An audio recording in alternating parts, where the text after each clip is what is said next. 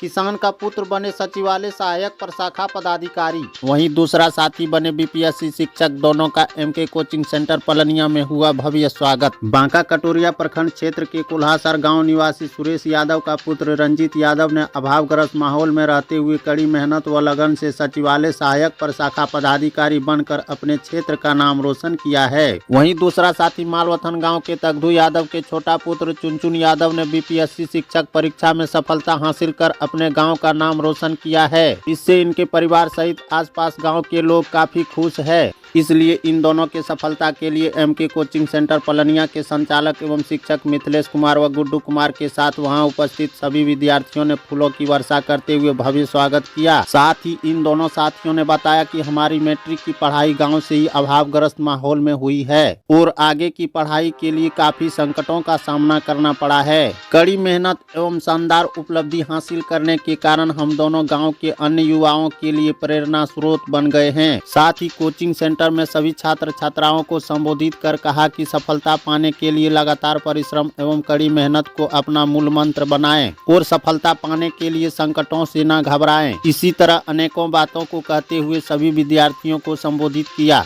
बांका कटोरिया से संवाददाता श्रीकांत यादव की रिपोर्ट। हम लोग का शुरुआत हुआ था एसपी सर के यहाँ से, फेकना से।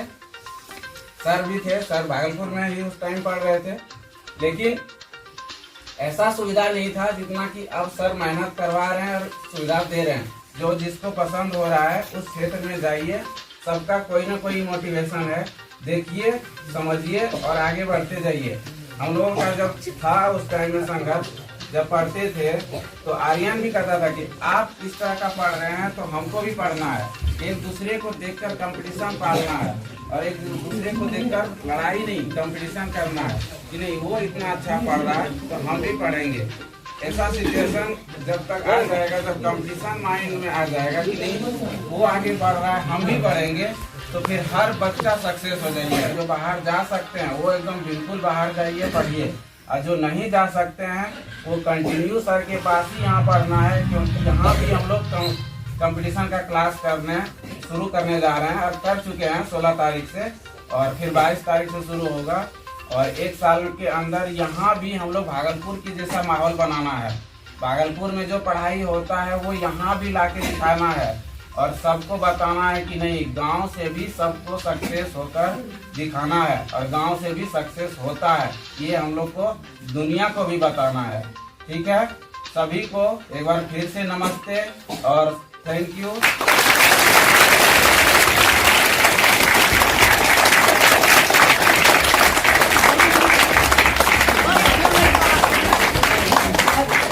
आप लोगों ने अभी सुना इनका बात।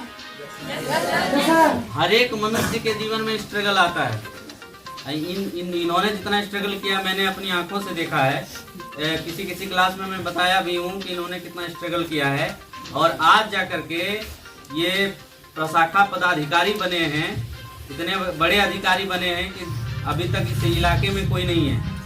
अब आप लोग भविष्य हैं, आप लोग आगे बनिएगा, वो अलग बात है, लेकिन इन्होंने जो परचम पहले लहराया है काबिले तारीफ है और इन्होंने जो लगातार मेहनत की ये भी काबिले तारीफ थी। पहले असफलता जरूर आती है लेकिन बाद में किसको लेकर आती है। मेरे लाइफ में लगभग 20 से 25 एग्जाम है जो कि मैं फेल किया हूँ। 20 से 25 2017 से मैं लगातार फेल करता गया हूँ। ऐसा नहीं है कि मेरा एक बार में निकला है, उसमें बहुत सारे ऐसा सिचुएशन आया जहाँ की मेरे माइंड भी नहीं काम कर रहा था कि अब यहाँ से क्या करना है। हर जगह हर रास्ता बंद दिख रहा था, फिर भी एक बार साहस किया कि नहीं रीस्टार्ट, फिर से रीस्टार्ट करता हूँ और फिर से आगे बढ़ता हूँ।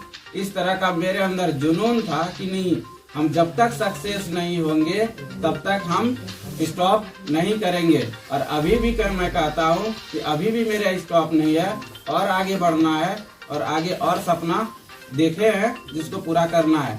इसीलिए सबके लाइफ में असफलता आएंगे, एक बार 2 बार 4 बार आएंगे, लेकिन किसी को हारना नहीं है। सबको एकदम लगातार मेहनत करना है, रीस्टार्ट करना है और आगे बढ़ना है। ये भी बीपीएससी शिक्षक बन गए हैं, जाके स्कूल में पढ़ाते हैं और ईमानदारी से पढ़ाते हैं। पहले वाले नहीं कि कुर्सी तोड़ेंगे जाके। हम सिर्फ 2 ही लाइन कहेंगे कि हारा वही जो लड़ा नहीं।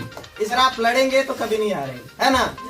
अगर हम किसी से लड़ेंगे तो हारेंगे, लेकिन जिद करके लड़ना है ना। और हम लोग उस फैमिली से बिलोंग्स करते हैं जो किसी का भी मतलब पापा ये नहीं है कि जॉब में है? सबके पापा किसान है। और हम लोग की आर्थिक स्थिति इतना है कि हम लोग बाहर जाके नहीं पढ़ाई कर सकते, सबके पास ऐसा नहीं है ना। तो यही सब सोच के हम लोगों ने ये निर्णय लिया कि क्यों ना उस बच्चे को हम यहीं से सफल बनाएं जो पढ़ने की क्षमता रखता हो। क्या मान लो पढ़ना तो चाहता है लेकिन उसके पास पैसा नहीं है बाहर जाने का, तो उससे क्या होता है कि उनके पापा बोलते हैं कि चलो 10वां इंटर हो गया, जाओ बाहर कमाने। ऐसा अक्सर होता ही है, होता है ना। गिने चुने हैं जो मतलब प्रयास करते हैं, कोशिश करते हैं तो उसको बाहर भेजते हैं, है ना। तो वही सब हम लोग सब सोच के और ये निर्णय लिए हैं कि हम लोग अब भागलपुर का माहौल यहाँ भी बनाएंगे। आखिर भागलपुर में हम लोग जाके सक्सेस किए, अगर यहाँ हम लोगों को वो सुविधा होती तो क्या सक्सेस नहीं करते? करते ना। तो वैसे बच्चे हैं, होनहार बच्चे यहाँ भी हैं जो हम लोगों से काफी आगे हैं।